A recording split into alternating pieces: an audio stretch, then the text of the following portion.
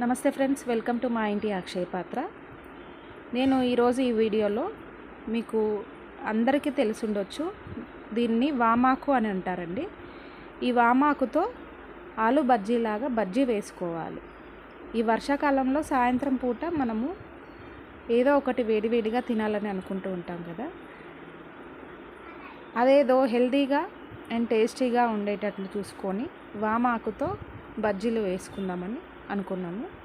అది ఎలా వేయాలో చూపిస్తాను. శనగపిండిలో సాల్ట్, కారము, పసుపు, అల్లం వెల్లుల్లి పేస్ట్ వేసుకొని ఆలు బజ్జీకి బ్యాటర్ ఎలా తడుపుకుంటామో ఆ కన్సిస్టెన్సీ వచ్చేలాగా పిండిని కలుపుకోవాలి. ఈ వామాకును ఫ్రెష్గా కడుక్కొని ఇలా కొద్ది కొద్దిగా అద్దుకుంటూ ఆయిల్లో ఫ్రై చేసుకోవాలండి. వామాకు చిన్నపిల్లలకైనా పెద్దవారికైనా చాలా హెల్త్కి మంచిదండి. అజీర్తి చేసిన వాళ్ళకి ఇది తినిపిస్తే చాలా మంచిది. జలుబు వంటి వాటికి కూడా వామాకు చాలా హెల్దీ అండి. హెల్దీగా టేస్టీగా మీ పిల్లలకు కూడా మీరు సాయంత్రం పూట ఇది చేసి పెట్టండి. Thank you for watching and please subscribe.